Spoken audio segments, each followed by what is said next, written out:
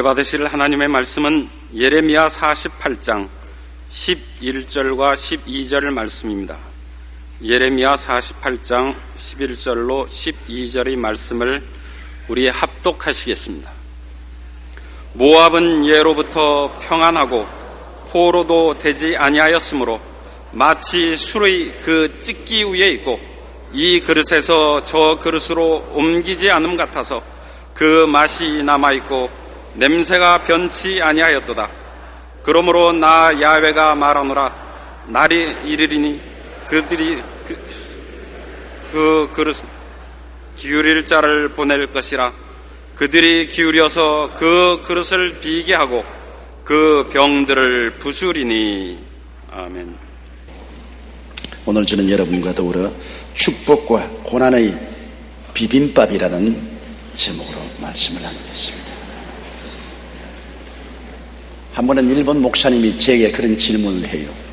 조 목사님, 우리 일본 사람들은 절대로 밥과 반찬을 비벼서 먹지 않습니다.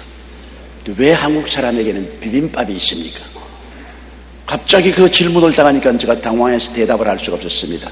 그래서 제가 임기응변으로 대답을 만들어냈어요. 일본은 섬나라라서 해외에 침략을 당치 않았지 않습니까? 우리 한국은 반도 삼천리 강토라 5천년 역사 가운데 5,000번 이상으로 대륙의 침략을 받고 또 일본 외국의 침략을 당했습니다.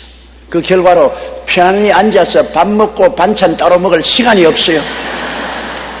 한 머리 일해야 되고 한 머리 싸워야 되기 때문에 그냥 밥에다가 반찬 부어가지고서 싹싹 비벼서 빨리 먹고 빨리 일하고 빨리 싸워야 되므로 비빔밥이 한국에 유래되었습니다. 참말인지 거짓말인지 모르겠어요. 제가 지은 것입니다. 그런데 실제로 우리 예수 믿는 신앙생활은 고난과 축복의 비빔밥입니다.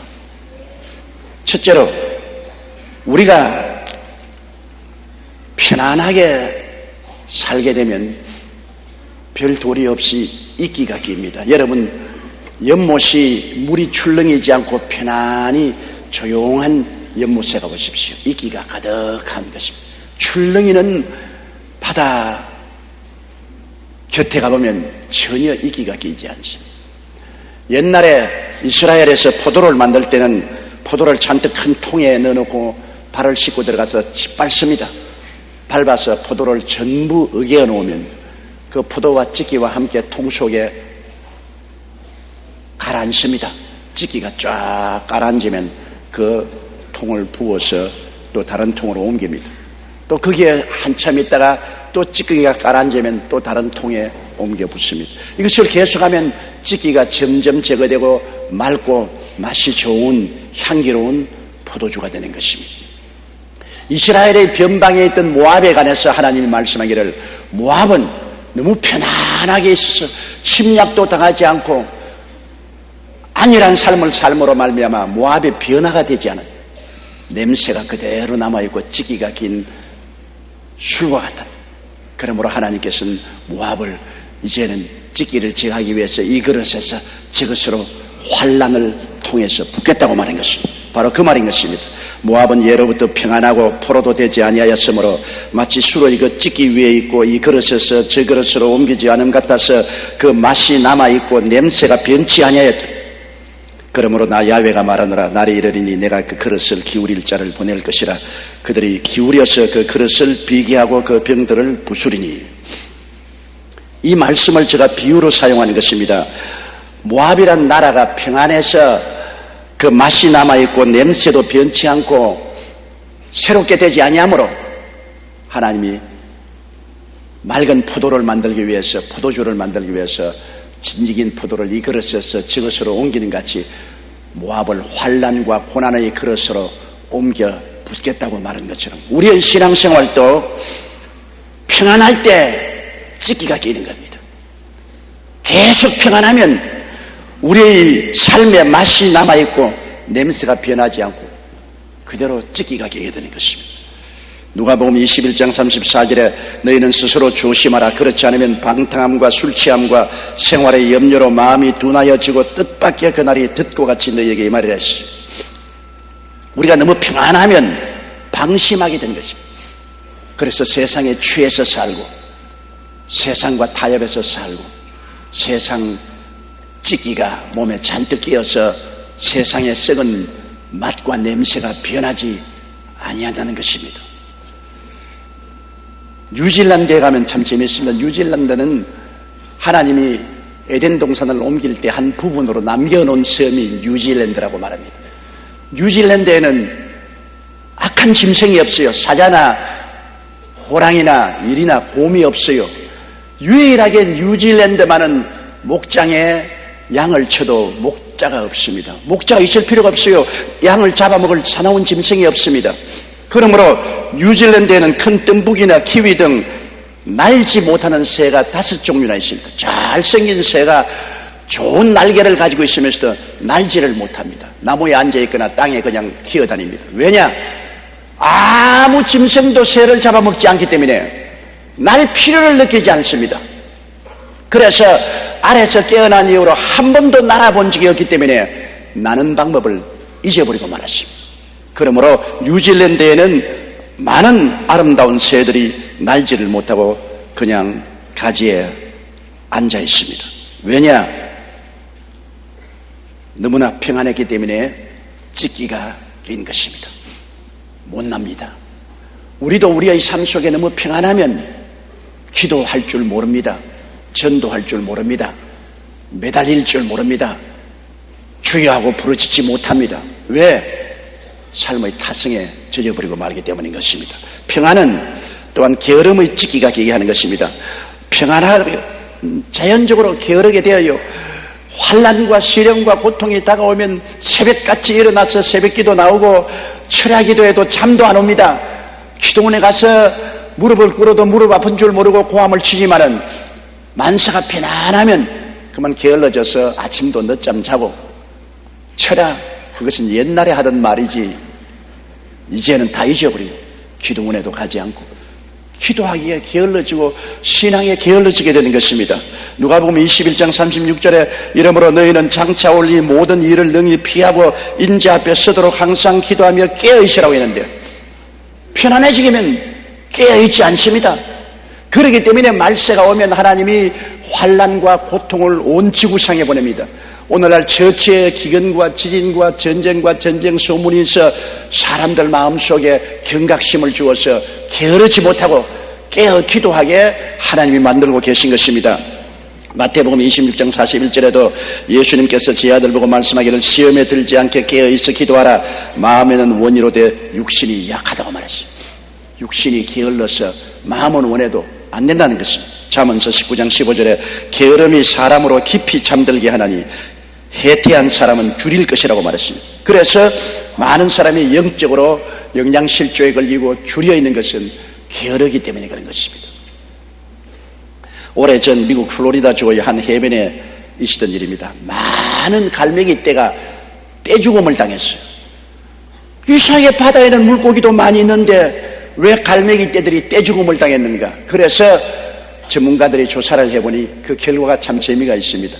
오랫동안 그 해변은 미국의 새우잡이 배들이 와서 그곳에서 그물을 틀고 그물을 깁고 또 새우잡이를 나가기 때문에 새우잡이 배들이 와서 그물을 틀 때 그물에 붙은 많은 새우들이 떨어지므로 갈매기들이 아무런 힘들이지 않고 새우를 먹고 편안하게 자랐습니다. 그런데 기후가 변화되어서 새우떼가 남쪽으로 옮겨가므로 배들이 그만 남쪽으로 다 옮겨가고 다시는 새우 배들이 그 해안에 오지 않았습니다. 그러니까 이 갈매기들이 공짜로 그물에서 떨어지는 새우만 먹고 살았다가 그 공짜로 떨어지는 새우가 없으니까 게을러져 가지고서 물고기 잡기를 원치 않습니다. 눈앞에 물고기가 댕겨도 이제는 물고기를 잡지 않고 오히려 굶어 죽게 된 것입니다. 사람이 편안하면 타성에 젖어서 열심히 애쓰고 힘쓰면 살 수 있는데도 불구하고 안 하지요. 우리 한국도 3D 직종이라는 게 있지 않습니까? 어렵고 힘들고 위험한 일은 안 합니다. 6.25가 나고 어려울 때는 어떠한 일도 우리 다 했죠. 그러나 이제 생활에 편안해지고 삶이 윤택해지니까 사람들이 편안하고 쉽고 안전하고 많이 돈을 주는 그러한 직장에 들어가서 일을 하려고 하고 3D 직종은 일을 안 합니다. 굶어 죽어도 안 하려고 해요. 굶어 죽는 갈매기 떼와 같은 것입니다. 편안하게 새우를 먹던 습관이 들어졌기 때문에 이제는 편안한 새우를 먹을 수 없으니까 차라리 굶어 죽어도 물고기는 안 잡겠다는 것입니다. 그러므로 게으르면 죽습니다. 그런데 게으름의 찢기는 편안할 때 별 도리 없이 우리에게 다가오는 것입니다. 편안하게 살다 보면 나태해지고 게을러져서 결국에는 아무것도 하지 못하게 됩니다. 안셀무스는 말하기를 테마는 살아있는 사람의 무덤이라고 말했습니다. 그리고 우리가 편안해지면 탐욕의 찢기가 낍니다. 부지런히 일하는 사람에게 탐욕의 마귀가 붙지 않습니다. 그러나 편안해지면 자꾸만 욕심이 들어오는 것입니다. 아담과 하와가 에덴 동산에서 왜 탐욕에 잡혔나요? 하나님이 그 아름다운 에덴 동산을 만들어 주시고 먹기에도 아름답고 보기에도 좋은 실과가 많이 나게 하시고 아주 편안하고 좋았습니다. 너무 편안했기 때문에 아침부터 저녁까지 하나님이 주신 은혜만 누리고 할 일이 없으십니다. 그러니까 자연적으로 마귀의 꾀임에 빠져 탐욕을 갖게 된 것입니다. 사람으로서 편안하게 살면 되는데 하나님이 되라, 하나님처럼 되라, 그 욕심의 유혹에 빠져서 그만 하나님을 반역하고 타락한 것입니다. 탐욕이 들어오면 타락합니다. 왜 탐욕이 들어옵니까? 편안하기 때문에 탐욕의 찢기가 그 마음속에 들어오게 되는 것입니다. 편안하고 안일하면 언제나 음란하고 방탕하게 되는 것이 오늘날 우리 세상이 잘 보는 것입니다. 야고보서 1장 14절로 15절에도 오직 각 사람이 시험을 받는 것은 자기 욕심에 끌려 미혹됨이니 욕심이 잉태한 즉 죄를 낳고 죄가 장사한 즉 사망을 낳느니라고 말한 것입니다. 또 계속 평안하기만 하면은 교만의 찢기가 낍니다. 편안하고 만사형통하면 날 좀 보세요. 내가 얼마나 잘났습니까? 그러므로 내가 하는 일은 다 만사형통하는데 왜 당신들은 고통당하고 괴로움당하고 어려움을 당합니까? 못난 것들, 그렇게 합니다. 자기를 과대평가하고 교만이 들어오는 것입니다. 잠언서 16장 18절에 교만은 패망의 선봉이요 거만한 마음은 넘어짐의 앞잡이라고 말한 것입니다. 호세아 13장 6절에 저희가 먹이온 대로 배부르며 배부름으로 마음이 교만하며 이로 인하여 나를 잊었느니라. 배부르고 편안하니까 교만해지는 것입니다.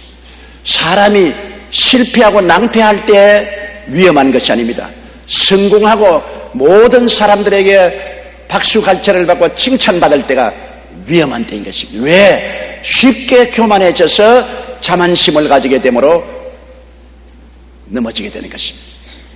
저는 초등학교 다닐 때 학교 대표인 100m 선수였고 중등학교 다닐 때는 800m 선수였습니다. 우리 코치가 늘 한 말이 1등 할 때 조심하라. 너 앞에 뛰어가는 사람이 있을 때는 그 사람 보고 뛰지만은 네가 1등을 하게 되면 무슨 유혹에 빠졌냐? 뒤를 돌아가고 싶다. 얼마나 따라왔는가? 한 번 돌아보는데 수초의 시간을 잃어버리게 되고 결국에는 너는 1등 자리를 잃어버리게 된다. 그러므로 절대로 1등 할 때 뒤를 돌아보지 마라. 돌아보면 너희는 박살이 난다. 1등 할 때 돌아보고 싶습니다. 내가 얼마나 앞에 갔는가 싶어서 돌아보고 싶어요. 언제나 우리 삶에 1등을 했다고 생각할 때 돌아보고 자만심을 가지기 때문에 그만 넘어지고 자빠지게 되는 것입니다. 편안하게 되면 교만의 찌기가 끼게 되는 것입니다. 또 너무 계속 편하게 되면 세상 쾌락의 찌기가 끼게 되는 것입니다. 갈라디아 5장 19절에 육체의 일은 현저하니 곧 음행과 더러운 것과 호색이라고 말했습니다.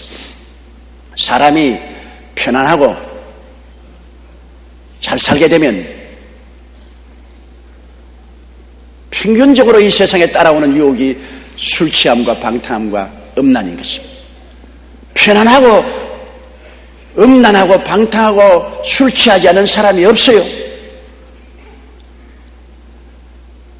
내가 미국에 좋은 친구 한 사람 만났는데 그분이 아들이 없고 딸만 있어요.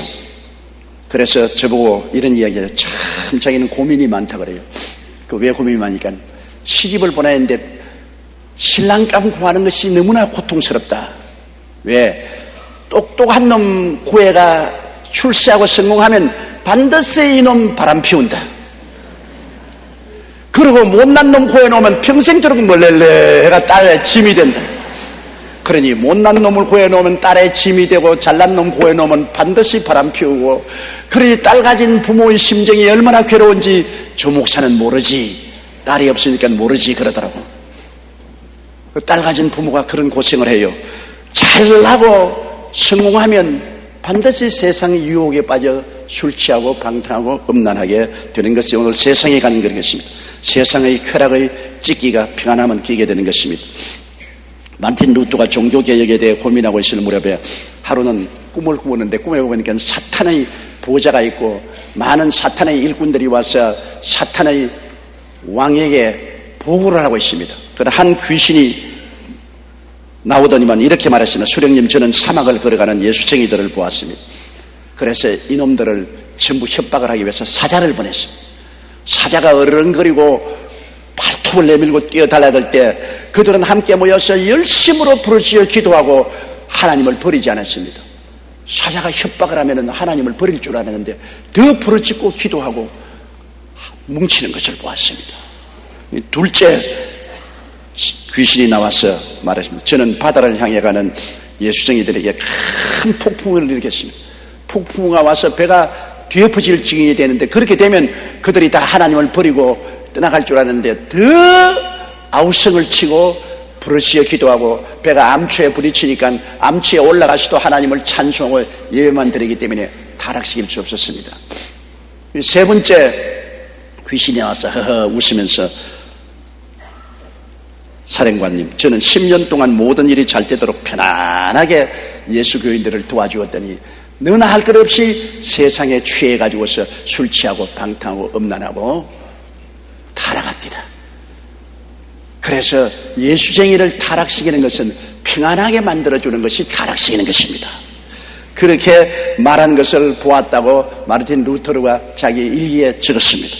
그렇습니다. 우리 삶의 축복만 계속되면 결국 하나님을 떠나게 되는 것입니다. 둘째로, 우리의 삶 속에 고난은 싫은 것이지만은 고난이 다가오면 고난은 변화를 가져오는 것입니다.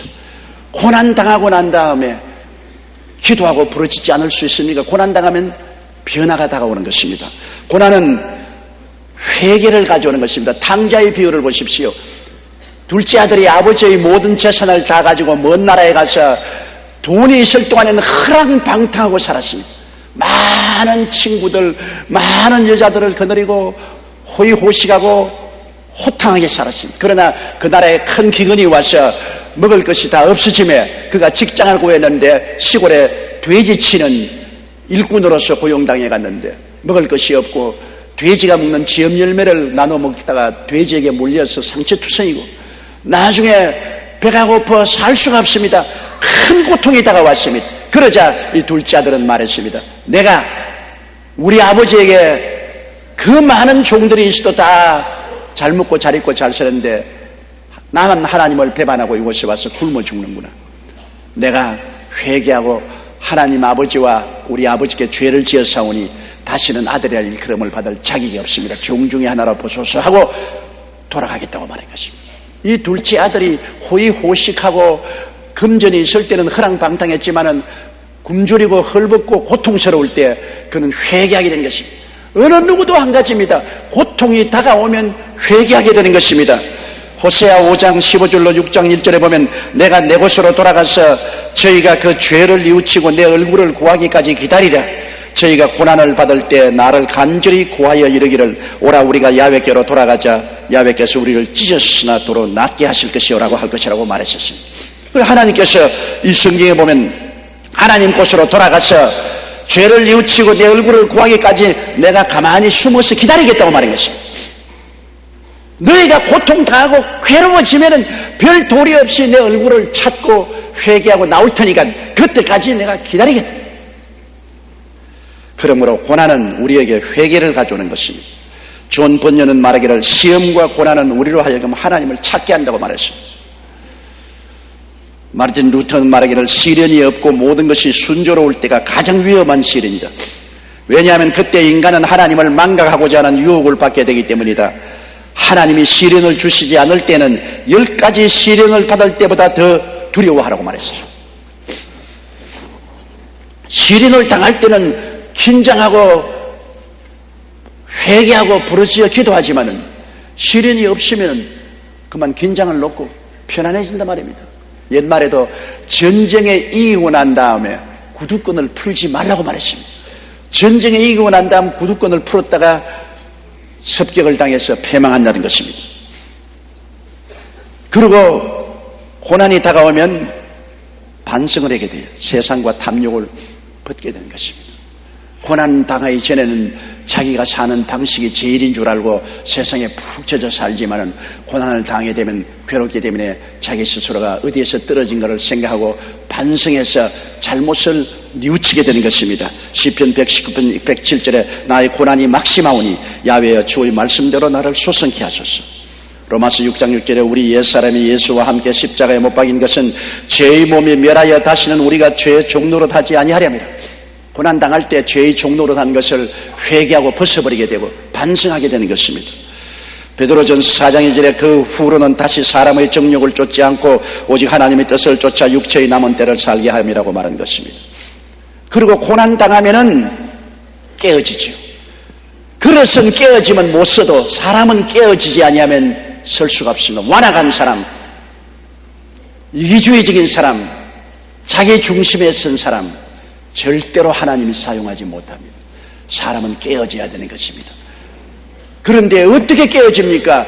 여러분 깨기 위해서 가만히 내버려주시면 깨어지지 않잖아요. 호도도 여러분 깨려면 망치로 때려야 깨어지지 않습니까? 외부에서 압력이 가해서야 깨어지기 때문에 고난이라는 압력이 우리 생애 속에 다가와야 우리의 오만과 교만을 버리고 내 중심의 고집이 깨뜨려지는 것입니다. 요나 보십시오. 하나님께서 분명히 니느웨로 가라고 했는데도 불구하고 하나님의 뜻을 거역하고 다시스로 가는 배를 타고 배 밑창에 들어가서 잠이 들었어요. 큰 풍랑이 다가왔습니다. 사공들이 기절초풍을 했습니다. 누구 때문에 풍랑이 다가왔냐 알아보니 하나님의 낯을 피하여 도망치는 요나 때문에 왔습니다. 그래서 요나를 물에 던졌습니다. 요나는 풍랑을 당해도 회개하지 아니하고 자기를 물에 던지라고 그랬습니다. 물에 던지니까 하나님이 물고기를 준비해서 요나를 산채로 마셔버렸습니다. 물고기 뱃속에 들어가서 첫날 동안 캄캄한 뱃속에 있으면서도 회개 안 했어요. 이튿날에 캄캄한 물고기 뱃속에서 요동을 쳐도 회개 안 했어요. 사흘째 될 때 요나는 가만히 생각해보니 이제는 죽었구나. 하나님께서 물고기 뱃속에 들어와도 소화를 안 시키니 이제는 내가 깨어져야 되겠다. 그래서 사흘 만에 요나는 깨어져서 물고기 배를 두들기면서 회개하고 하나님께 부르시니까 하나님이 들으시고 용서하시고 다시 물고기 배에서 토해 나오게 한 것입니다. 요나가 깨어져서 니느웨로 가는 것은 고난을 통해서 고난의 풍파와 물고기 뱃속에 들어갔다 나옴으로 깨어진 것입니다. 우리도 수없이 물고기 뱃속에 들어갑니다. 고난의 물고기 뱃속에 들어가서 심한 괴로움을 겪고 난 다음에는 자기 고집이 깨어지고 자기 길을 버리고 하나님 앞에 두 손 들고 나오게 되는 것입니다. 시편 119편 67절에 고난당하기 전에는 내가 그릇 행하였더니 이제는 주의 말씀을 지키나이다. 히브리서 5장 8절로 9절에 그가 아들이시라도 받으신 고난으로 순종함을 배워서 온전하게 되었다. 시편 119편 71절에 고난당한 것이 내게 유익이라 일어나야 내가 주의 윤례를 배우게 되었나이다. 고난을 당하게 되니까 회개하고 깨어져서 하나님 법대로 살게 되는 것입니다. 고난은 또한 우리로 하여금 하나님을 찾게 해요. 고난당하는데 아무도 나를 도와주지 못하지 않습니까? 부모, 형제, 친지도 다 떠나가고 구할 곳은 하나님밖에 없습니다. 하나님을 찾지 않으면 자살한 도리밖에 없죠. 오늘날 하나님을 모르는 사람들이 꿈과 희망을 잃어버리고 자살하잖아요. 그러므로 고난당할 때 하나님을 찾게 되어 시편 50편 15절에 환난 날에 나를 부르라 내가 너를 건지리니 내가 나를 영화롭게 하리라. 시편 64편 1절에 하나님이여 나의 근심하는 소리를 들으시고 원수의 두려움에서 나의 생명을 보존하소서. 시편 119편 153절에 나의 고난을 보시고 나를 건지소서. 내가 주의 법을 잊지 아니함이니이다. 고난당하면 별도리 없이 하나님을 찾지 않아요. 물에 빠진 사람은 지푸라기도 줍습니다. 왜? 지푸라기라도 도움이 될 줄 알기 때문입니다. 하물며 여러분 하나님을 아는 사람은 그가 멀리 타락에 떠났을지라도 고난당하면 자기를 도울 자가 하나님밖에 없다는 것을 알기 때문에 회개하고 하나님을 찾게 되는 것입니다. 그리고 고난당하면 신앙의 열심을 되찾습니다. 옛날에는 그렇게 신앙이 뜨겁고 열심히 있어서 하나님께 부르짖고 말씀 듣고 기도하고 신방하고 구제하고 열심히 했는데 그만 생활이 편안해지니까 게을러지고 열심을 잃어버렸습니다. 그러나 고난 다가오면 다시 회개하고 깨닫고 열심히 돌아오게 되는 것입니다. 요한계시록 3장 16절에 내가 이같이 미지근하여 더웁지도 아니하고 차지도 아니하니 내 입에서 너를 토하여 내치리라고 했습니다. 고린도후서 7장 11절에 하나님의 뜻대로 한 이 근심이 너희로 얼마나 열심히 있게 했느냐. 우리가 마음에 고난당하여 근심하게 되면 그때 회개하고 자복하고 뜨거운 열심을 내어서 주를 찾게 되고 열심으로 주를 찾으면 또 주님이 찾아오시는 것입니다. 지금까지 학계에서 원인을 발견하지 못하고 있는 것 중에 하나가 조개삿갓의 엄청난 집착력입니다. 여러분, 해녀들에게 물어보면요, 해녀들이 다이빙을 해서 바위에 붙은 전복을 캘 때 한번 집적해 놓으면 칼을 넣어도 전복이 바위에서 안 떨어지는 것입니다. 전복이 느끼지만 할 때 가서 싹 잘라버려야지. 일단 건드려서 전복이 한번 탁 움츠리면 칼로서도 전복을 떼내지 못한다는 것입니다. 바위 자체를 깰 수는 있어도 거기에 붙은 조개삿갓을 뗄 수 없다고 말합니다. 학자들은 조개삿갓이 이렇게 바위에 강하게 붙어있는 원인이 오랫동안 파도와 싸운 결과라고 말합니다. 그들이 견디내는 파도의 힘은 시속 482km의 바람과 같습니다. 이런 엄청난 힘에 저항하여 오랜 세월을 견딘 결과 조개삿갓의 집착력은 점점 더 강해져서 바위에서 뗄 수 없는 정도가 된 것입니다. 그냥 편안한 물에 파도가 치지 않은 곳에 있으면 이 조개삿갓은 힘차게 붙는 집착력을 잃어버리기 때문에 쉽게 떨어져 나올 것입니다. 그러나 자꾸 파도가 치고 자꾸 바위에 떨어져 내려고 하니까 엄청난 힘으로 바위에 붙음으로 조개삿갓이 그렇게 큰 힘으로 바위를 붙잡게 되는 것입니다. 마찬가지로 고난은 우리로 하여금 더욱 열심을 내서 하나님께 나가게 하는 것입니다. 고난을 극복하기 위해 안간히 힘을 쓰는 동안 우리의 신앙은 더 열심히 있게 되고 강한 믿음으로 변화되는 것입니다. 6.25 사변난 이후로 한국 사람의 신앙은 엄청났습니다.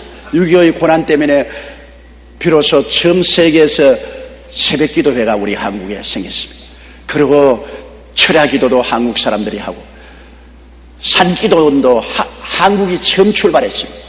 새벽기도, 철야기도, 산기도, 금식기도 엄청나게 고난을 통해서 우리는 하나님께 매달렸고 우리 한국 사람의 신앙이 강해져서 이 짧은 세월 동안에 기독교 복음이 들어온 지 120여 년 만에 오늘날 전 세계 12,000명의 선교사를 내보냈습니다.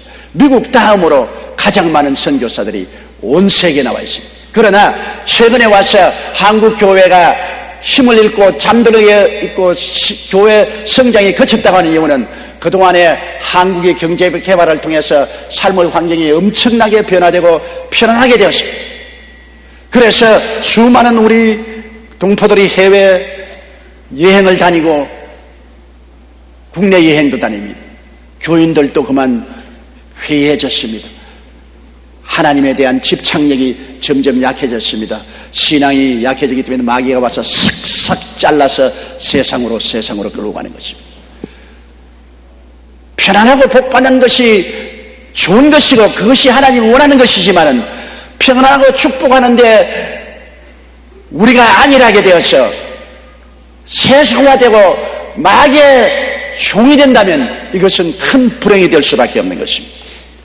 그렇기 때문에 고난은 우리의 신앙을 강하게 연단시키고 하나님께 힘차게 붙어있도록 집착력을 강하게 만들어주는 축복을 받게 되는 것입니다. 셋째로 신앙생활은 그러므로 하나님께서 우리를 어떻게 만드시느냐, 축복과 고난의 비빔밥을 먹게 만들어주시는 것입니다. 축복만 자꾸 주면 좋겠는데 또 고난도 오고 고난만 오면 좋겠는데 또 하나님 변덕이 심한지 또 축복도 주시는 것입니다. 하나님은 밥 따로 반찬 따로 먹지 말고 비빔밥을 먹어라. 축복과 고난의 비빔밥을 먹으라고 하나님 말씀하는 것입니다. 왜냐하면 고난만 계속하면 낙심하고 좌절합니다. 계속해서 고난당하면 낙심하고 좌절합니다. 꿈과 소망을 잃어버리면 좌절하죠. 요사이 유명한 배우들이나 유명 인사들이 자살하는 경우가 가끔 있지 않습니까? 사람들이 볼 때는 세상에 명예도 있고 돈도 있고 사람들이 다 칭찬하는데 왜 자살할까? 그러나 그 가슴 속에는 계속해서 명예와 돈과 지위를 유지하려고 하는데 힘이 붙입니다. 더 이상 이끌어 나갈 수 있을 만한 마음의 정신력이 없습니다. 그렇기 때문에 벼랑에 떨어질 것이 눈에 뻔히 보입니다. 꿈을 잃어버리고 희망을 잃어버리고 우울증에 걸리고 좌절하고 자기 상실의 고통을 맛보고 갈 길이 없으니까 자살하죠. 꿈과 희망이 있으면 절대로 자살하지 않습니다. 우리에게 고난만 계속 오고 꿈과 희망을 잃어버리면 자살하지만은 예수 믿는 사람은 고난 당할 때에 주님이 또 와서 꿈과 희망을 주십니다. 내가 사망의 엄침한 골짜기로 다닐지라도 해를 두려워하지 않을 것은 주께서 나와 함께 계심이라. 주의 지팡이와 막대기가 나를 안위하시나이다. 정말로 부모 형제 처자가 다 떠나고 내 혼자 사망의 엄침한 골짜기를 내려가면서 절망할 수밖에 없는데, 그런데 그때일수록 기도가 잘 나오고 성령이 더 충만해지고 하나님이 위로를 해주시는 것입니다. 눈에는 아무 정감 안 보이고 귀에는 아무 소리 안 들리고 손에 잡히는 거 없는데도 마음에 평화가 넘칩니다. 그리고 하나님께서 말씀합니다. 내가 같이 있지 않느냐? 새 온 세상 다 버려도 내가 너와 같이 있지 않느냐? 용기를 내고 힘을 내라. 그러므로 그 어둡고 캄캄한 곳에서도 꿈을 갖고 희망을 갖게 만들어주는 것이 우리 하나님이신 것입니다. 또 축복만 계속되면 사람들은 하나님을 떠나지 않아요. 축복의 취해가 편안하니까 세상 찌기가 끼고 마귀에게 끌려가고 마는 것입니다. 신명기 8장 11절로 16절에 내가 오늘날 네게 명하는 야훼의 명령과 법도와 규례를 지키지 아니하고 내 하나님 야훼를 잊어버리게 되지 않도록 삼갈지어다. 내가 먹어서 배불리고 아름다운 집을 짓고 거하게 되며 또 내 우양이 번성하며 내 은금이 정식되며 내 소유가 다 풍부하게 될 때 두렵건대 내 마음이 교만하여 내 하나님 야훼를 잊어버릴까 하노라. 하나님 참 골치 아프십니다. 왜? 하나님의 근본 뜻은 마침내 복을 주는 것이 뜻인데 복만 주면은 교만해져서 세상으로 향하는, 복을 안 주면 복 달라고 부러지고 복을 주면 세상으로 나가고, 그러니 하나님께서 복과 환난의 비빔밥을 주시는 것입니다. 비빔밥 먹어라, 비빔밥. 아이고 자꾸와 비빔밥만 줍니까? 맨밥을 좀 주십시오, 반찬하고. 야, 그래 놓으면 또 도망친다. 반찬만 먹어도 안 되고 밥만 먹어도 안 되고 비빔밥을 먹어라. 주님께서 그렇게 말씀하시는 것입니다. 아프리카의 국제회의에서 어떤 사람이 강연을 하면서 말하기를, 자기들은 아프리카 사람들이 출세하기를 원치 아니한다. 왜? 영국이 아프리카를 점령하고 난 다음에 똑똑한 사람을 데려다가 영국 런던에 데려가서 좋은 대학교에서 교육을 시켰습니다. 그래서 아프리카 사람들이 영국에 들어와서 학위를 얻고 교육을 받고 난 다음 본국에 들어와서는 95%에서 99%가 신앙을 버리고 불신자처럼 되어버리고 말았다는 것입니다. 차라리 아프리카에 남아있을 때는 정말 하나님을 잘 섬기고 주를 따랐는데 영국 가서 학위 얻고 출세하고 난 다음에는 그만 하나님을 버리고 세상으로 떠나갔다는 것입니다. 사람의 평안한 삶을 살다 보면 믿음에서 멀어지게 됩니다. 그러므로 우리는 평안할 때라도 늘 깨어 기도하는 것을 잊지 말아야 됩니다. 그러므로 신앙의 비빔밥을 먹어야 되는 것입니다. 고난당할 땐 축복의 희망을 갖고, 축복받을 때는 고난의 채찍이 있어야 된다는 것을 알아야 되는 것입니다. 에레미야 애가 3장 19절로 22절에 내 고초와 재난 곧 쑥과 담접을 기억하소서. 내 심령이 그것을 기억하고 낙심이 되오나 중심에 회상한 적 오히려 소망이 있사오면 야훼의 자비와 긍휼이 무궁하심으로 우리가 진멸되지 아니함이니이다. 큰 절망에서 완전히 좌절하려고 해도 우리 주님 안에는 소망이 있다. 그러므로 신앙의 비빔밥이 왜 좋냐면 고난당할 때 예수 믿는 사람에게는 반드시 하나님의 축복의 소망이 있기 때문인 것입니다. 예수 그리스도의 십자가 이후에 부활이 있듯이 우리가 고난당할 때 회개하고 깨어지고 돌아오면 주님은 또다시 우리를 오른손으로 붙잡아서 복을 줄 수 있는 큰 꿈과 소망이 있으므로 이 꿈과 소망 가운데서 우리는 고난을 이길 수가 있는 것입니다. 예레미야 애가 3장 32절에 제가 비록 근심하게 하시나 그 풍부한 자비대로 긍휼히 여길 것임이라고 말한 것입니다. 그리고 또 축복받을 때는 그냥 축복에 취해 있으면 안 돼요. 너무 축복에 취해서 세상으로 향하면 고난 다가오는 것을 알아야 되는 것입니다.